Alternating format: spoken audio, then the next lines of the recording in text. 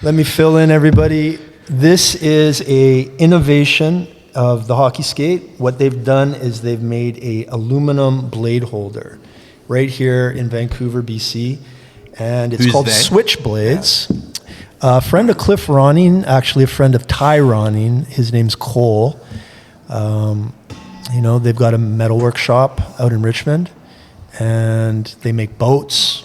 I went to their shop. It's pretty impressive. They do custom work for anybody who needs anything done with, metalwork or engineering, putting together something. I even ran by a couple of inventions that were in my head for, shooting and training aids. So he gave me a couple of blade holders for my Bauers. Now explain to us, people that don't know what you're talking about, right. What difference does this make to the skate? Right. So the blade holder it's good. is this white chassis right here. And it's attaching the boot to the blade. And, I've gone through a lot of complaints throughout my years of hockey where the blade would wiggle and click and blades falling out and also rivets popping out and the blade becoming loose. Mm-hmm.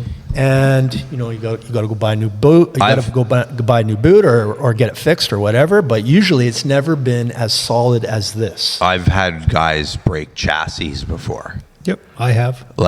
So I mean that happens too, right? Yeah, like blocking a shot. Yeah. Right. And that plastic chassis is normally plastic, and over time it starts to flex and twist and that, along with the bottom of the boot of the skate. So I put these on Saturday, and immediately when I got actually not even before I even hit the ice, I put my foot down, and for the first time, I could actually feel the blade up the spine of my foot. It was like I had this incredible new sensation where I could start to feel the skate differently. And I mean, Cliff Ronning, so a legendary hockey player.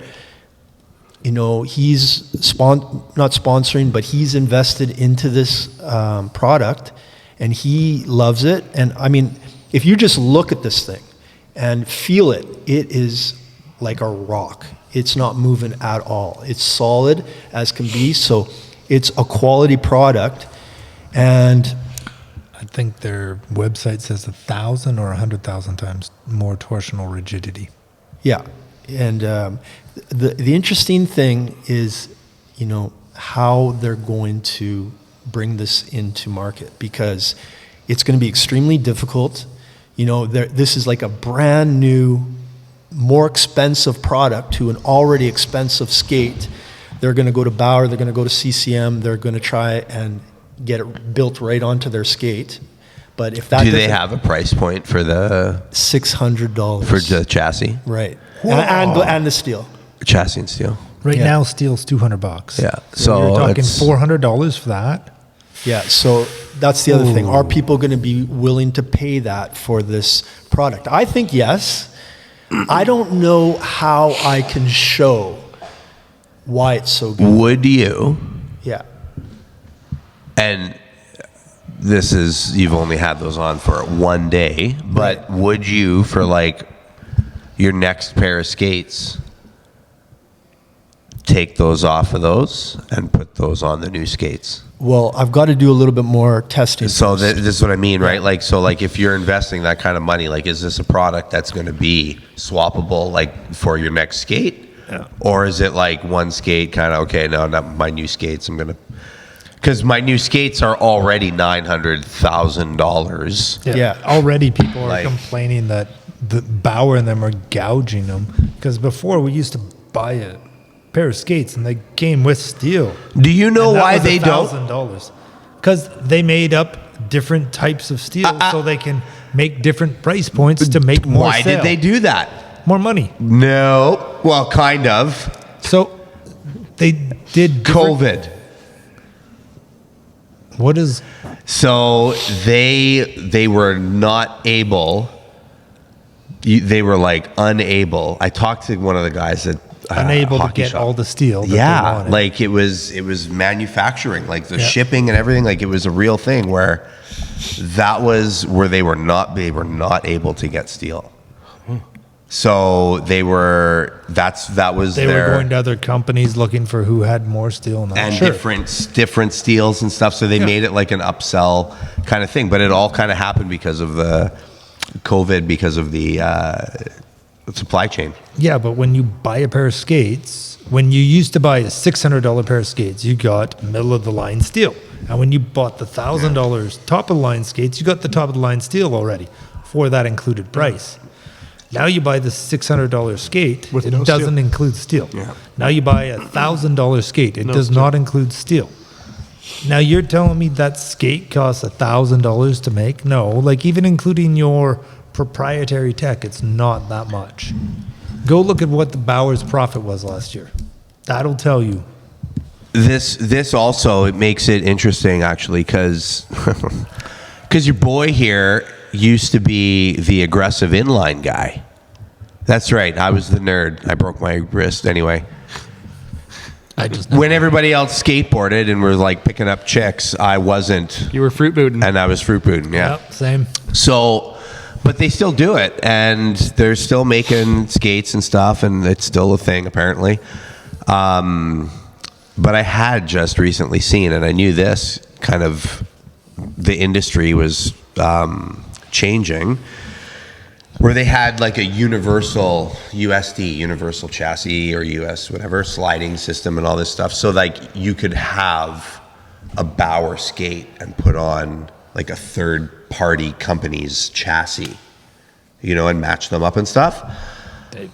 And that, well, they didn't. They like standardized it. So like it was like, because before it wasn't, right? Okay. So this makes me now think like maybe Bauer, maybe, you know, CCM, Nike if they come back. Ooh, have you seen some of the mock-up Nike skates? Yeah, there's anyway. Focus. Sorry. But yeah, like it makes it seem where maybe we come to an era that, okay, I want this shell. I want the Bauer shell for my like last of my boot of foot. But then like where it's going to cost me $600 for the shell, I'm going to get those chassis over the tuck chassis, right? Like where you're maybe more modular, like you're going to be able to like really modular put your skate together for how you want. Because they do that in inline now. Yeah. Like you can buy a boot, you can buy, like you can really mix and match it. Do they have anything fully customizable where you can select colors and For skates? Yeah, you can. Yeah. You select colors already. Some of the, like, But you order them online. I was going to say there's a difference between manufacturers for a difference in how the product performs. CCM's a very flat skate. Bauer's more pitched forward. And then they're like also widening the skates in different areas. But like from my experience, Reebok CCM was a very flat, club-footed skate, I think they called it. Whereas Bauer's have always been, because they're very pitched forward. When I went to Grafts, it was kind of in between, but it didn't pitch me forward enough. So if you're going to standardize your runner, then you're talking about standardizing that pitch. Or you're going to be inventing some sort of shim system in there. Yeah, like there's gonna have to be some kind of solution to it, but I do think that there would be a way for it to happen, because this is pretty smart. And like I was saying earlier, like there's other ways this company can go where they can make more money too and stuff. You know, like it's a smart way to start, but Yeah, I want to hear that again. Tell me about what We'll your talk idea was after. for. No? Yeah, If you can make it, if you can make that chassis swappable to different skates, so because like my plastic runners wear out before my skates do, and I replace the plastic runner and I go again. I usually get about 2 or 3 runners out of a pair of skates. Now, if you're at the NHL level, they're not going to go for that, because some of those guys are doing 10, 15 pairs of skates a year. So they don't ever wear out the plastic. But then again, some of them are saying their skates get soft, so maybe they'll go for that.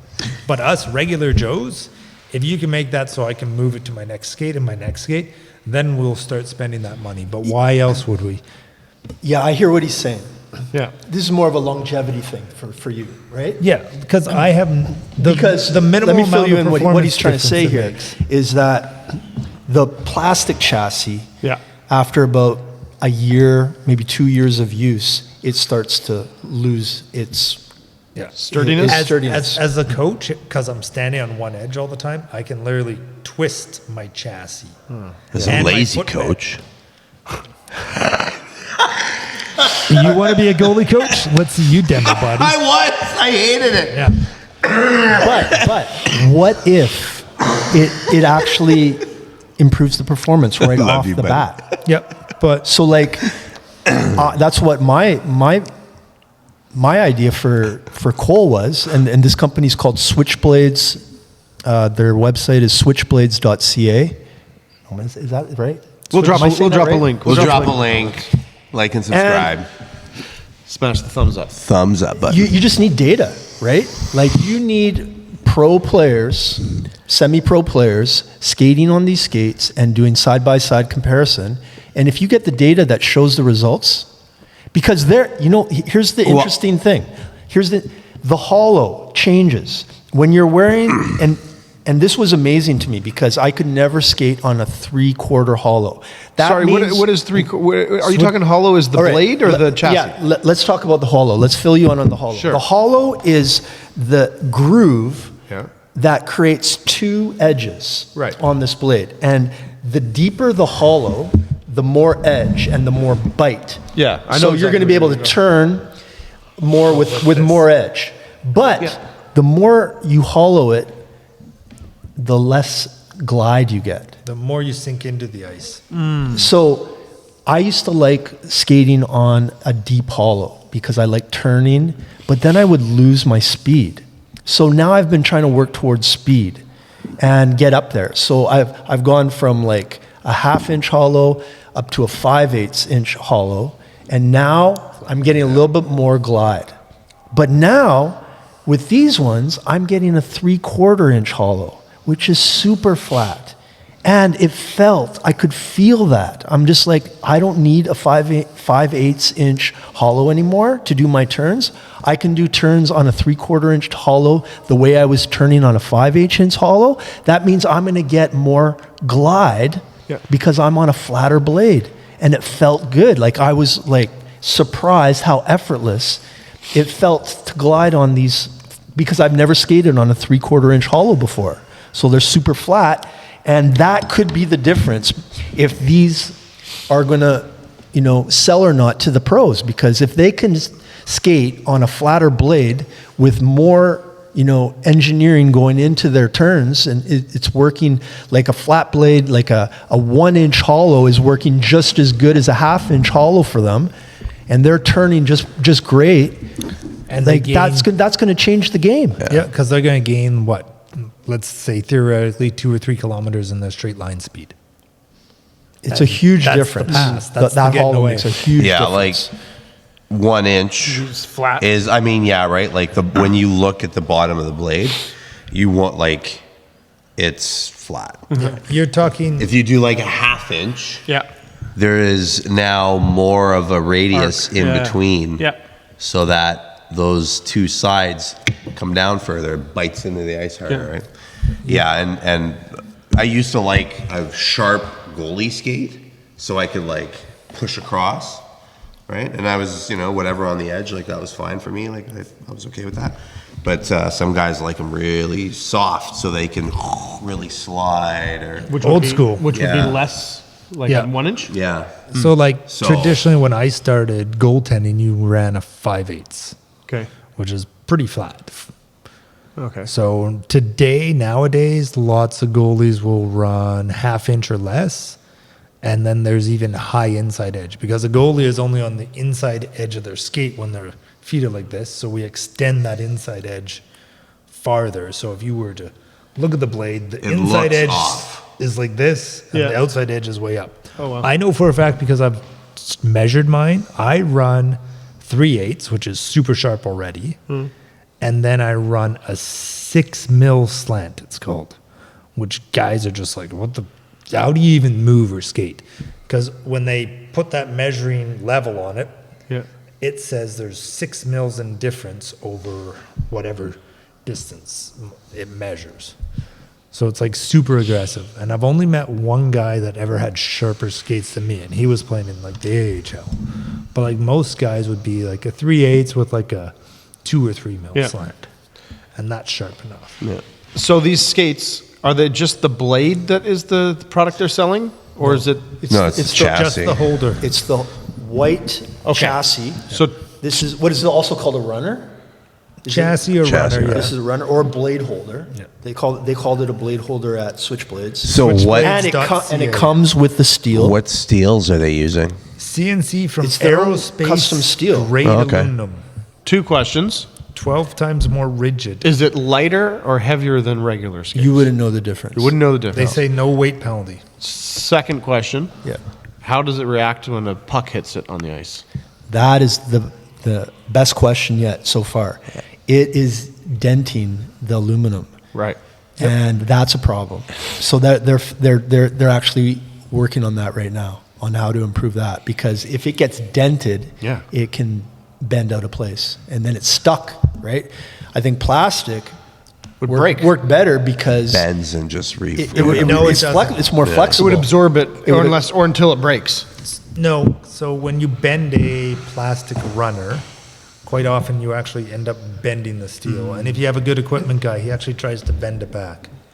But because the plastic runner is so flexible, it'll bend with the steel. It's tricky as fuck. Yeah, it's a It's fine hard art. because like you just start chasing the bend, Yeah. or whatever, right? Like, yeah, it can be really tough. And I like, remember having to try and do As that. a goalie, I don't care much if my skates are bent much, but as a player, when you get your skate bent and you start skating really fast, Oh, you're giving me like high-speed you're wobbling. bringing up all You need this a- past nightmare that You I need just to get your alignment expressed. adjusted. So Yeah, they're claiming 12 times more rigid to eliminate 99% of the energy loss. So 12 times more rigid is good because it's now not going to bend or move left or right. But they're creating 99%, eliminating 99% of the energy loss. I wonder if that's transferring straight down or whether that's including with the flex. The other one I was really curious about is what would be the thermodynamic expansion contraction of that versus plastic versus the steel your skate is running. Because like if you dent it, sure, like there's a problem. But they can go to a more dense aluminum and possibly thicken certain spots while hollowing out more on the inside to make up for it, try and keep the same weight. But if you have your aluminum contracting quicker or expanding quicker under heat and cold than your actual steel blade, that's going to raise the problem with like the latching system coming undone. So some latching systems that come undone where you see guys' skates fall out is the plastic latch from Bauer and that. What you don't see is like the tuck and CCM's losing the blade because that's a screw-in system. So I'm curious about their system for latching in. Well, I think we should have Cole come on the show just like we did with Grant, and we can ask him these questions and help him Totally. along the way. He's I a would good guy. He's love right to here in talk to Richmond. them. All right. So he's just up the street on number 2 road, and he's game. He wants to do social media stuff. I think I even encouraged him to make his own podcast to do this, like to document his journey, which could be a huge product. Totes. Absolutely. Yeah. Yeah, I think it has the possibility to becoming a revolution in the way the skates are made, because why not switch to something that's more stable and more stronger than plastic? Put it in the aluminum. I was wondering why they didn't choose something more like graphite or carbon. Well, I have more questions for this guy. I really want to talk to him. Take Trues. They have a carbon fiber runner on some of their goalie skates and player skates. It looks ugly, but it's super effective. Guys love it because there's no longer any flex in that runner. Yeah. So there is the fact that it would definitely be a durability thing. But what I was kind of curious about is if they were going to do an outside where they actually CNC it and then 3D print the inside pieces to save weight and money. Because there's the possibility the entire outside could be solid enough. Yeah. And then depending what you printed a 3D bed for underneath would be. Almost like a wireframe. Like a corrugated box or something, right? No, not even that. You wouldn't need that much strength in the center. But like you could add a topping to it. Yeah. That's printed out of carbon fiber, right? You can now 3D print carbon fiber and stuff like that to add rigidity across the top and also seal it so you don't get water inside and stuff. And that would be maybe less weight, maybe not, because maybe right now they're just running a very hollow chassis. But the problem I see with that is you'd eventually get water collecting. And if you don't take care of your skates,